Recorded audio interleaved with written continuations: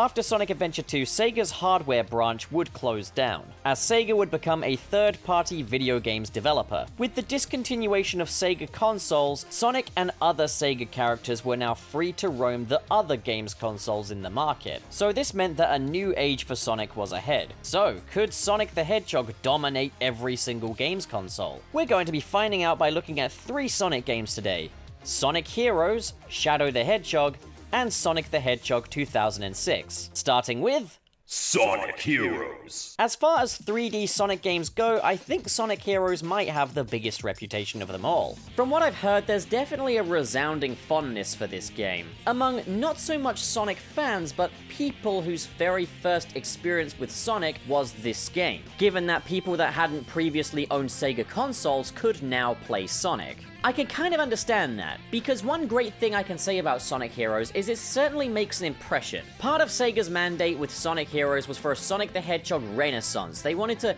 bring Sonic back to his roots, while also looking to the future. The storyline is a lot more simple, the art direction falls way back in line with the classic Sonic games, as while modern Sonic does retain his appearance from the adventure games, the level designs draw a lot more inspiration from the classics. The striped grass and the checkerboard stone is back, and it's brought a casino and a metropolis with it. And I think that's a small part of why people love this game so much. This game brought along with it lots of things that are synonymous with the old Sonic the Hedgehog. So even people that weren't avid fans of Sonic games or Sega hardware could point things out and go, hey, that's very Sonic. And I can see why people associate this game with happy memories, because its overall atmosphere, this game is like a party in your PlayStation. Bright colors, flashy lights, grooving music, everything about this game's presentation is just, it's fun. It's in that regard everything that a Sonic game should be. So with that in mind, Sonic Heroes should surely be a Sonic game for the ages, right?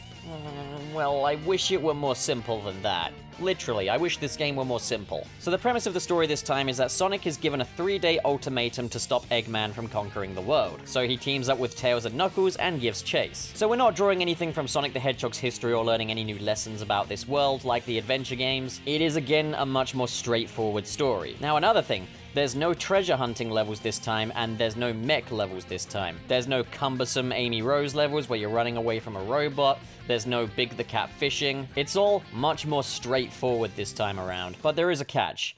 This time, you no longer control one character on screen at a time, you control 3, and you alternate between those 3 to get through certain areas. So for our main team, we've got Sonic, Tails, and Knuckles. Sonic can be used to do what Sonic does, go fast, basically. Tails will literally carry the team, flying over certain obstacles, and Knuckles is good for fighting enemies. He's got more sort of the power attacks. And these characters fall into 3 sort of categories. You've got speed, power, and flight. Their movesets are fairly simple, like Sonic gameplay should be. Fairly simple in isolation from one another. But when you have to alternate between the 3 of them, it can become a bit more complicated. There are specific buttons assigned to specific characters, so there's quite a bit to memorize. And when you're moving at a pace like a Sonic game does, it can be a bit of a kicker if you accidentally switch to the wrong character. This requires a lot of coordination, and I personally think when it comes to Sonic, the more simple the controls, the better. It can really hurt your pacing as a player having to constantly stop and think about what controls you're going to be using for the next character. So would these 3 playstyles have in isolation worked? Yes, but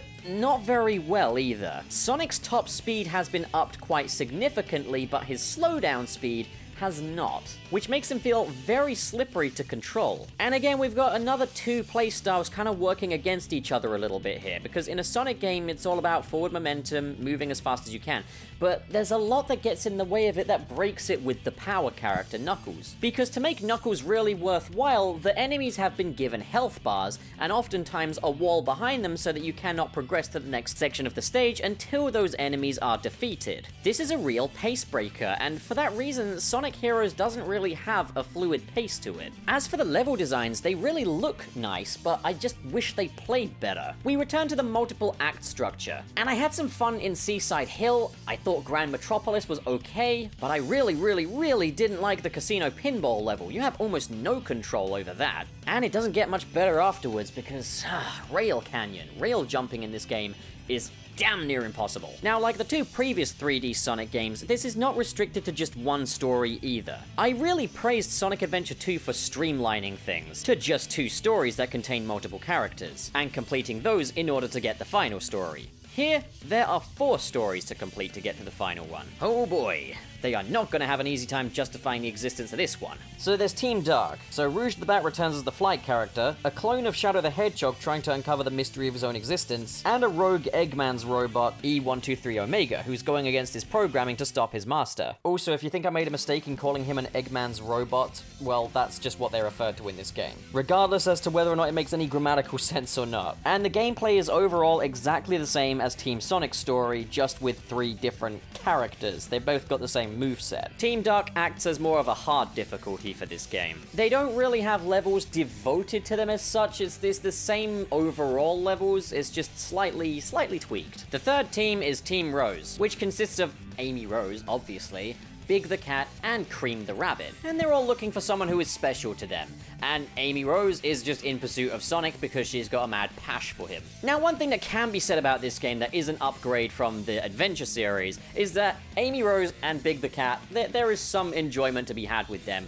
And Cream, well, she's fine too. Many of the problems with Team Sonic do carry over here, but fortunately this acts as kind of like an easy mode for the game. And then we have the 4th mode, Team Chaotix. No, not the whole Team Chaotix, just the selection for this game, which consists of Vector the Crocodile, Charmy the Bee, and Espio the Chameleon. They're a detective agency, they've got a client that needs them to find stuff, and it consists of more like fetch quests within the levels. So to unlock the final story, it is the laborious task of playing through every single one of these stories, and they are not different enough to justify their separation from one another. But that is only part of the task to unlock the final story. The special stages also make a return in this game. It's a matter of collecting orbs in a half pipe, and then if you complete it successfully, you get a Chaos Emerald. You have to collect all 7 Chaos Emeralds in order to advance to the final story. To gain access to the special stages, you have to replay previous levels, find a hidden key, which is inside a cage which you have to break open as Knuckles, and get to the end of the stage. But you have to get to the end of the stage unscathed. If you get hit by anything, you will lose your key. And this is why I never completed Sonic Heroes, because fuck that. This game is nowhere near enjoyable enough to justify all that effort. That is just asking way too much, and there's no cheat code to bypass any of this either. So, no longer speaking from my own experience, once you do unlock the final story, you find out Metal Sonic was behind everything. He's gone rogue, he's powered up, and it's up to Super Sonic and Tails and Knuckles and a shield to take him down. Again, this really doesn't justify having these other characters be mandatory for this game, if it all just boils down to Sonic, Tails, and Knuckles anyway. Maybe they should have had Super Sonic, Super Shadow, Super Amy, and Super, I don't know, Espio. Just, you know, something to make you feel a little bit more fruitful, you know? Put it this way, I would have had a much more positive feeling towards Sonic Heroes had it not been for the fact that you have to do so much repetition and so much arduous busy work just to complete the game.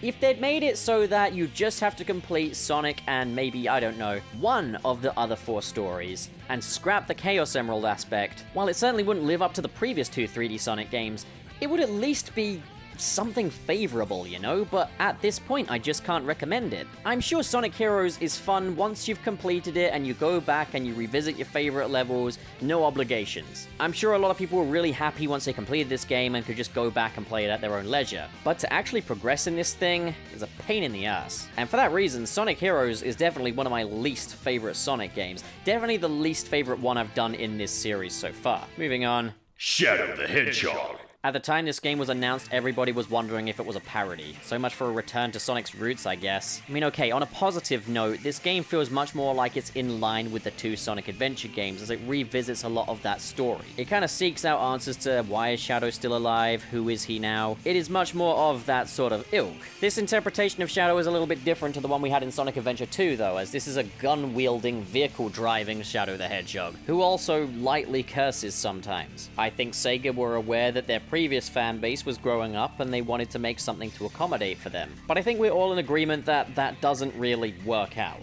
As a 24-year-old Sonic fan, I think part of Sonic's appeal is his universal appeal. Sonic is for everyone. So having menu screens that make the sounds of bullets every time you select an option, this is not why anybody ever liked Sonic. So the story is, Shadow is, you know, why is he even alive at this point? But he's got absolutely no memories whatsoever, so he doesn't even know what kind of person he's supposed to be. So then aliens arrive. There's no way of saying that casually, you know? And their leader, Black Doom, takes advantage of Shadow's sort of blank canvas kind of personality, and Shadow has to decide what kind of hedgehog he's gonna be. Gameplay-wise, it's like a normal 3D Sonic game. Still doesn't play as good as the adventure games, but I think plays a little better than Sonic Heroes, especially now that we don't have to alternate between 3 characters that constantly work against one another. Except now you have the option of wielding guns, which actually are kind of fun, to be honest. Like, it looks so stupid, but it's kind of fun. And the same goes for the vehicles. They're optional, and they're alright, you know? When it comes to a game, it's better to have and not need something than to need and not have something, so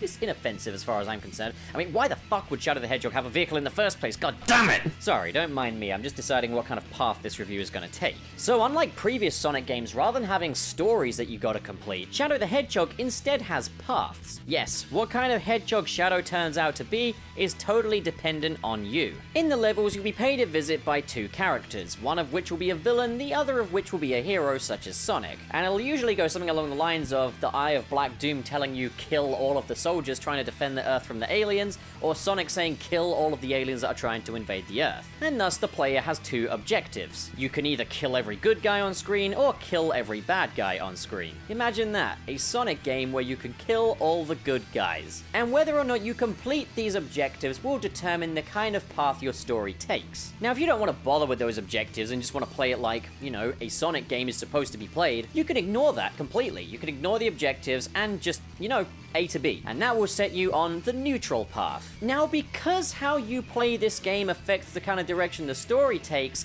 and it works on a level-by-level basis, you can get some seriously wacky outcomes in the storyline. But honestly, I think you can have the most fun with this game just playing it in neutral mode. And I mean, at the same time, you could also just have a lot of fun fulfilling those additional objectives anyway, you know? But here we have another prime example of a Sonic game shooting itself in the goddamn foot. Because to unlock the true ending to the game, you have to complete all of the different paths for Shadow: hero, villain, and neutral, making it mandatory to play the game 3 times effectively, which is at least better than Sonic Heroes, because 3's better than 4, and there's no Chaos Emeralds to collect. But then the final true ending completely undercuts the premise of choosing your own path, as Shadow does the right thing, thrusts Black Doom and his comet into the Space Colony Ark, and ends it. He saves the day, he leaves his past behind, he gets over his hang-up with Maria. That's that then. So all this whole thing of choose your own path, it's really more do all of the paths we make you do,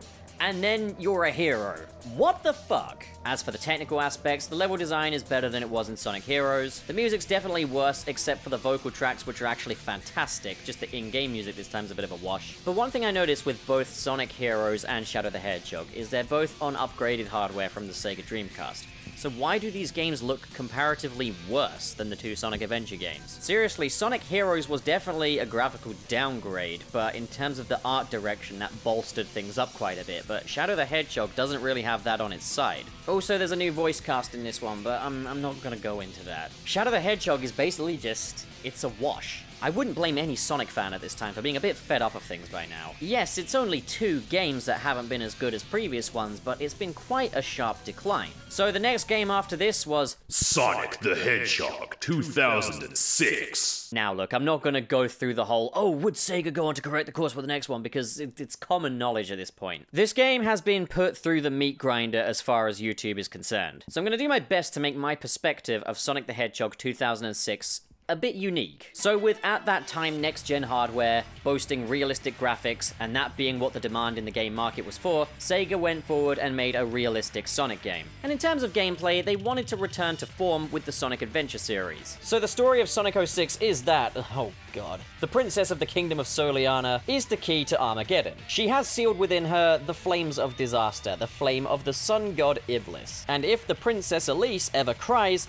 the flames will be released and it's the end of the world. world. So, no pressure, Elise. Maintain your mental health. So, of course, Dr. Eggman wants to kidnap the princess, and Sonic has to rescue her. But Dr. Eggman is not the only one that wants to release Iblis, as the Sonic universe equivalent to Satan, Mephiles the Dark, longs to combine with Iblis so that he can become the god Solaris. He's traveled to a future ravaged in flames and told Silver the Hedgehog, a psychokinetic hedgehog from the future, that the reason his world is in ruin is because of Sonic, and that Sonic needs to be killed. So Shadow is now working for GUN. Fucking nice one, Shadow. I'm sure Maria would be really fucking proud, you scumbag. And he's encountered Mephiles for himself, and he wants to take him down, and Mephiles is gonna stop at nothing to release the Flames of Disaster. So it's a time-traveling adventure for all the Sonic characters in this realistic, Venetian-looking city of Soliana. And we are back to 3 stories with a final story, and please, for the love of God, Sonic 06, get this right. In Sonic's story, you play as Sonic, Tails, and Knuckles. Sonic has his moveset from the Sonic Adventure games, except now it's really stiff, sluggish, and has no sense of momentum to it. Tails has more or less his usual moveset, except he's got no tailspin this time,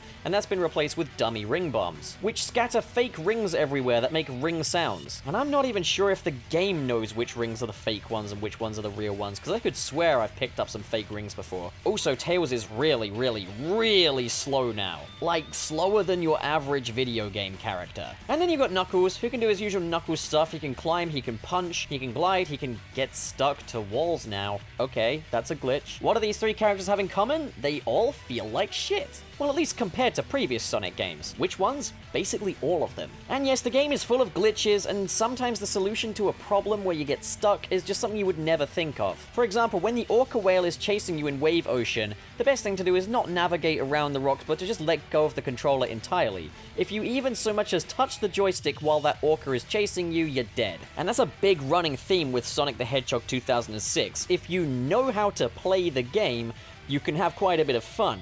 But my god, is this a very precise play. Another additional playstyle arrives too in the form of Mach speed sections. It's like the game forgot the Sonic game is supposed to be fast, so they were just like, okay, now he goes really fast. In fact, you can't slow him down, it's a matter of dodging obstacles and navigating him while he's moving. I'd say that's fair enough, but you really can't change direction while Sonic is moving in midair. If you haven't aimed your jump right, it's not gonna work out for you. Also, like, be sure to really aim the loop-de-loops right, you could be flung off very easily. This is a game that really decides when it wants you to touch the controller and when it doesn't. It's very hard to read the room in this case. One positive note is that Tails and Knuckles no longer have devoted levels. They just get like 1 or 2 segments of the occasional level, and that's it. Maybe Tails needs to trap an orca whale, or Knuckles needs to turn on the lights or something. But there's no treasure hunting or anything like that, and you really won't be spending much time with these characters. Another returning feature from Sonic Adventure 1 is hub worlds. And I'll admit, Soliana is quite a fun place to explore. It's quite pretty, and it definitely looks a lot like Venice. But it doesn't have that Sonic art style this time, it's just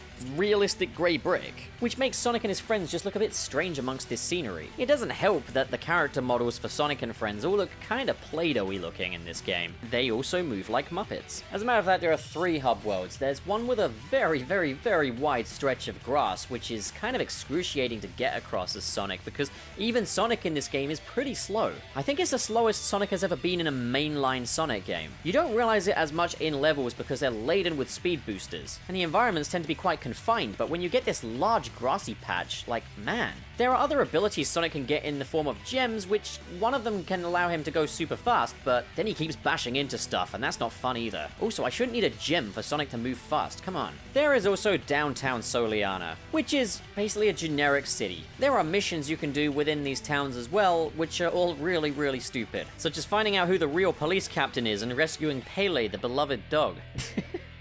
I love how specific the wording of that is. And, well, they are what they are. To save time for the other stories, the hub worlds all carry over. So then we have Team Shadow, which consists of Shadow, who's a little bit like Sonic. I think he's a little bit slower. He can shoot Chaos Blasts out of his hands. He's got a Chaos Control attack. There's definitely more of an emphasis on combat, as your homing attack now doubles up as kind of a, I don't know, just kick shit in any direction attack. Did I mention, enemies still have health bars in this thing. Shadow can also equip vehicles, except this time it's not optional. You have to get in the Jeep. Can't believe I'm saying this is a downgrade from Shadow the Hedgehog. How do you do that? Also playable is Rouge the Bat, who can do everything that Knuckles can do, including still get stuck on the fucking wall, but like Tails, her key attack comes in the form of bombs, which are in the shape of Pokeballs for some reason. The third character is E123 Omega, and he can shoot stuff, he can glide, he can fly if you glitch the game, which is really not hard to do, and he also moves way faster than Sonic does for some reason. I really gotta ask, how do you screw that up? Surely in a Sonic game, Sonic should be the fast one, right? And it works the same with Team Sonic in that there's not really devoted levels for the Amigo characters, they just get little stretches of Shadow's levels. Again, this is a good way of going about it because it maximizes the playstyle we all came to see. Moving on over to Team Silver. Silver's gameplay is much more about platforming and combat, and the way you make use of his psychokinetic powers is quite interesting and encourages you to think outside the box. While he is the slowest of the three hedgehogs, he plays the best. He's definitely the smoothest and the least glitchy. So Silver can catch bullets in air with his psychokinesis and fire them back at enemies, he can freeze enemies and throw them at stuff, and he can float for a little bit. Silver is accompanied by Blaze the cat, no longer from another dimension, but from the future instead. She's kind of the more mature best friend to Silver. So Blaze plays like Sonic, except now she can do like a fire spin, which you can really easily accidentally set off at an inopportune time. She has a homing attack, but it's on a different button, which is definitely not confusing or anything. She also gets a level to herself. She's probably one of the better characters of this game. Then we have Amy Rose, who I think accompanies Silver like once or twice in this game. For the best, really. Amy became a badass in Sonic Heroes, but my god, is she back to worse in her adventure routes. She's very, very slow. I think she's the slowest character in this game. Maybe it's Tails, maybe it's her. And she can use her Pico Pico hammer. But basically she can't move while she uses it. It stops her dead in her tracks every single time. The hitboxes for the enemies really aren't very wide for her. She's got a double jump, but again, it stops all forward momentum, and she can turn invisible for some reason. And when she does, you cannot see her on the screen, which makes things, again, really difficult. So, you know the drill. Complete all three stories, then you unlock the final story, which will give you the true ending of the game. This is definitely the best progression of all of them, to be honest. Sonic, Silver, and Shadow are definitely the main playable characters. The rest really don't get to interfere much. So in that regard, the pacing is a bit more consistent, but you do have to collect all the Chaos Emeralds before the final boss, but no, not through special stages or key finding or anything stupid like that. So at the beginning of the final story, Mephiles kills Sonic. Because Princess Elise is horny for him, she cries. What? Did I stutter or something? Yes, I agree with you guys, it's really, really stupid. The flames of disaster are unleashed, Mephiles and Iblis form together to create Solaris. But don't worry, Sonic's corpse and all of his friends are safe in stasis, and Sonic can be revived through the power of the 7 Chaos Emeralds. Well, that and a little bestial smooch from Princess Elise. So to find all of the Chaos Emeralds, you have to play as the different Amigo characters through a stage called the End of the World, which are apocalyptic, messed up versions of the different stages that you've played. Complete with way more traps, but they are much shorter at least. You do that, Sonic goes super, he shares his super form with Silver and Shadow, you fight the final boss, and then it's on you and Elise to finally put out the Flame of Iblis, which means that all of time will revert back to what it was before this game happened, which means Sonic 06, all the events within it, never happened. But all credit where it's due, the ending cutscene is beautifully rendered, just as the opening is. Who knew Sonic could look so cinematic before this game? It's no secret that Sonic 06 was rushed. And yes, it's evident in the final product, and no, the whole thing of Sonic in a realistic world to, you know, accentuate realistic graphics has not aged well. But on the plus side, Sonic 06 asks way less of you than Sonic Heroes did, and playing through the different stories and progressing through it is at least a little bit more interesting and varied than it is in Shadow the Hedgehog. Out of all three of these games, this was definitely the one I got the most enjoyment from. Please understand that that is just my opinion, but like many Sonic games, including some of the best ones, it is at the end of the day a time capsule of, well, its respective era of release. This is what people wanted at the time, and that's proven by the reaction to the trailers when they first dropped. It's just that it wasn't done well. I think Sonic 06 could have been a good game, but it would never have aged well because of its appeal to the whole, oh, it's realistic crowd. That and the tone. Like, I'm not averse to Sonic being seen in realistic settings, you just have to get it right, and this game did not get it right. On top of that, it takes itself very, very seriously. At the time of its release, though, I guess you could say Sonic 06 was probably the prettiest looking 3D Sonic game, at least. In terms of the presentation as well, like, the music is really, really nice. The story doesn't really make a lot of sense, and it does take itself too seriously, but it is interesting at the end of the day. Sonic 06 can be awkward, Sonic 06 can be really unpleasant,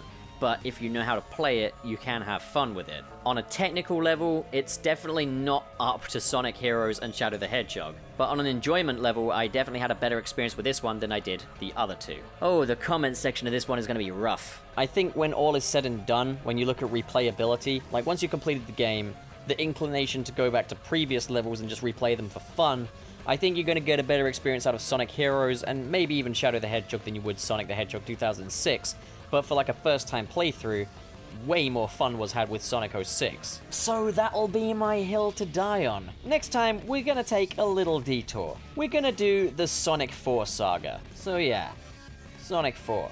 What do you think, guys? Comment below and discuss, and as always, if you enjoyed this video and you want to see more like it, why don't you head over to channelpup.net, where you can visit our blog page Dr. Blogtopus, but you can also buy merch, such as this tasteless t-shirt. And I mean, if you insist here, guys, maybe hit subscribe, maybe hit the like button, and in the description below are the links to my social media handles, including the Patreon, where your contribution can help me run this channel, and really keep it alive. That aside, I am really grateful that you checked out this video today. Thank you so much for watching, fellow home dog. See you on another video.